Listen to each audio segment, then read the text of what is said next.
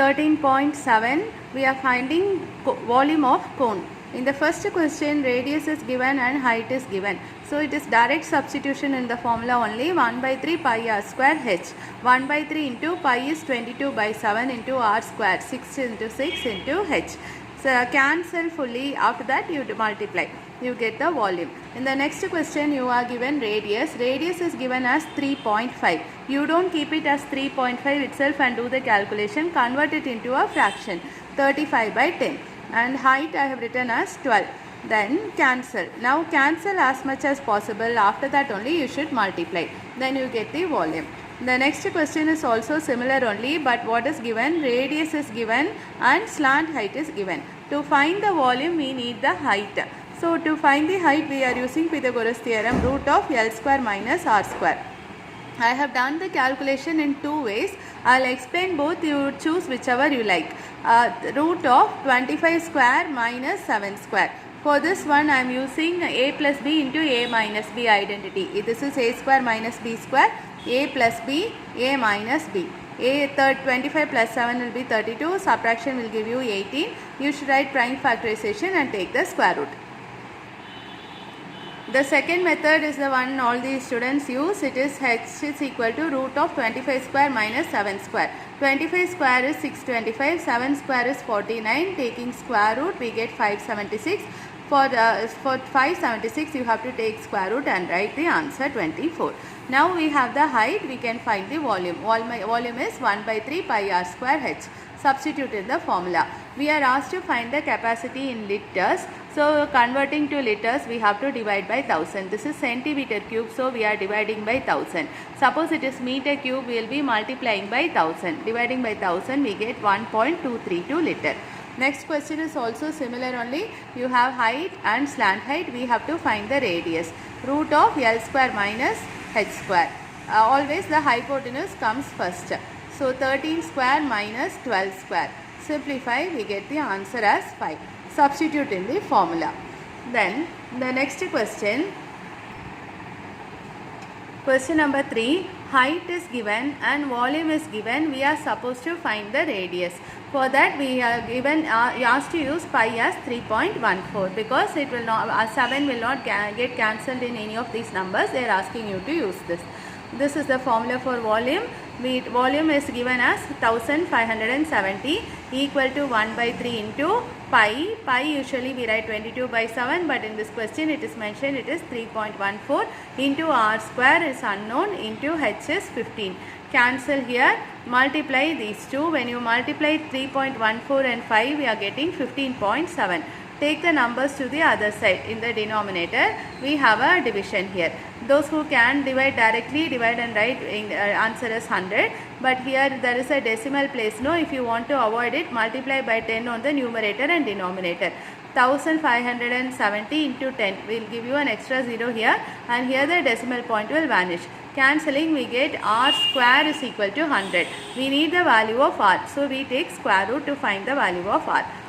In the next question, height is given, volume is given. Volume is given in terms of pi itself, so that we can cancel easily. We are asked to find the diameter. We cannot find the diameter directly. We will find the radius first. From that we will find the diameter. 1 by 3 pi r square h is equal to this one. This is the volume. This pi and this pi will get cancelled. So what will you get? 1 by 3 r square h. H is 9 equal to 48. Here again the 3 and 9 will get cancelled. The 3 goes to the denominator. You get r square equals 16. Taking square root you will get r is equal to 4. So diameter will be equal to 2r. 2 into 4 equal to 8 centimeter. In this question diameter is given. I have told you not to write the diameter in the paper at all. You can go directly to write the radius. Radius will be 3.5 by 2. To remove the decimal point I am putting an extra 0 in the denominator. And height is also given. We have to find the volume. So it is direct substitution only. 1 by 3, 22 by 7, r square, 35 by 20 into 35 by 20 into h is 12. Cancel as much as possible. You may have a 10 in the denominator. Using dividing you get this 38.5 meter cube. They are asking you to convert this into kiloliters. The answer is asked in kiloliters. See, you already know the conversion. 1 meter cube is equal to 1000 liters. What is 1000 liter? 1000 liter will be equal to 1 kiloliter. No? So 1 meter cube will be equal to 1 kiloliter. So 1 meter cube is 1 kiloliter. Here we have 38.5 meter cube. So the answer will be 38.5 kiloliters.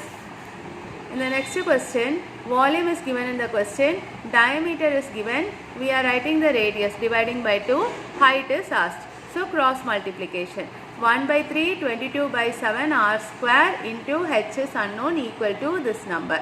Keep h alone on one side and take the other numbers to other side and cancel, you get the height. After that they are asking you to find the slant height. The formula for slant height is root of h square plus r square. When we are finding L, we are doing addition. If we are finding h or r, we have to write subtraction. So addition, there is no other method. You have to do this method only. 48 square is this one. 14 square is here. Adding, we get this. You have to take square root like you using prime factorization like you learnt in 8th standard. This is the slant height. After finding the slant height, they are asking you to find the CSA. CSA is pi RL. So to find CSA only you need L. So that is why they are asking you the problem step by step. Pi RL is 22 by 7 into R is 14 into L is 50. Simplifying, you get the answer. In the next question, you are given a right angle triangle. I have cut approximately like a right angle triangle, and the two sides of the right angle triangle are 12 and 5. The third side, this is the biggest side, is the hypotenuse. You have to mark the hypotenuse as the biggest number available. Okay, and they are saying you are revolving around 12, about this one, about the number 12, about the side which is measuring 12. So revolving about means you keep that as axis and you revolve. Okay. So when you revolve, what shape will you get means you will get a cone. You need a little bit of imagination to imagine this. So you will get a cone, and you see this one will come in the center. No, it will be nothing but the height of the cone. This will be the height, and this is the radius of the circle, base of the cone, radius of the circle at the base of the cone. See, when you revolve like this, it will form a circle at the bottom. That is the base circle. For that you have a radius. The radius will be 5. So when you revolve about 12 centimeter, that number will be the height and the other number will be the radius. The biggest number will always be the slant height. You don't have to have any confusion. So in this question, this is what we are revolving about. So that is your height, and this is the radius, and this is the slant height. Now there is nothing to do. Substitute in the formula and find the volume. I have done it in two ways. First one, I have kept pi as it is, and in the next one I have found the value of pi using 3.14, multiplying we get 314 to write in numbers. This one is kept as pi because in next problem we will be needing it. Okay, and now what they are saying is you take the same triangle, but you keep this one at the bottom and revolve about this side. So when you revolve about 5 centimeter side, height will be equal to 5 centimeter and radius will be equal to 12 centimeter. The slant height will be the same because you are keeping this one as the axis. So this will be the height. You take a paper and revolve and see if you are not able to follow. The bottom one will be the radius. So we get R is equal to 12, H is equal to 5. Multiplying, you get this. They are asking you to find the ratio of the volumes of the two cones. So volume of first cone is 100 pi divided by volume of the second cone is 240 pi. Pi and the numbers we cancel as much as possible, you get the ratio. In the last question, there is a heap of grain which you have to cover by tarpaulin. First they are asking you to find the volume of the grains. Okay, so the diameter is given, we are finding the radius. It will be 10.5 by 2. To remove the decimal point, I am putting a 0 in the denominator. H is equal to 3. Volume, direct formula only, cancel and write the answer. In the next one, we are asked to find the area of material required to cover, area of the tarpaulin that is required to cover the grains. So if you have some grains that you have to cover, then what will you do? You will cover it on the top only. You will not cover at the bottom. So there will be no base. So no base means only CSA. For CSA, what do we need? We need slant height. This is the only portion which is difficult, which you have to do. Slant height is root of h square plus r square. Now I cannot use this one 105 by 20 because I need a square root. I am using the decimal version of this one 5.25. 3 square plus 5.25 square, adding we get this. For this you have to do long division and find the square root. Those who have forgotten long division completely, think like this. 36 square root is 6. This is near 36 only. So it will be, the number will be very close to 6. So if you can't do or you are not getting enough time, you write 6.01 or 6.02 or something like that. But it is better to recall long division that you learnt in 8th standard. Then CSA is pi RL. 22 by 7 into R is this one, into pi L is this one. Okay, here I am not using 105 by 20 because already we have a decimal number over here. We have to do multiplication anyway.